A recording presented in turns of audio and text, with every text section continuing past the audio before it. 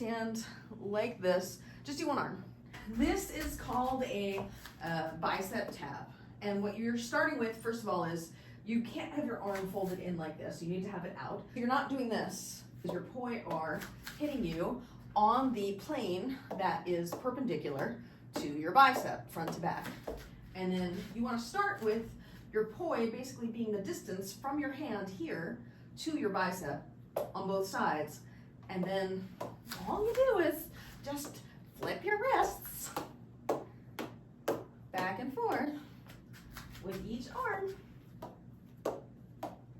So the combination you accidentally saw me doing, when you're like, oh, I want to do that. I was in the opposite direction. Flip your wrists back and forth. Flip your wrists back and forth. The other part is this, where you come around the bottom.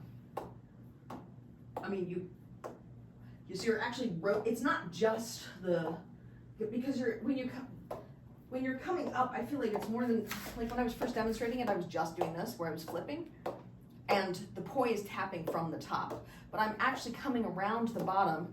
Instead of tapping on the back side and the front side, I'm coming all the way around the bottom and tapping on the back side. So you're always tapping on the back side. It's just a matter of whether you're coming from underneath like this or coming from over the top. Overhand, when you're in overhand, it comes under the back side. When you're in underhand, it comes from the back. Now the thing that's important is having the right length of poi, because if it's too long, it'll do this, where it starts to wrap around more than tap.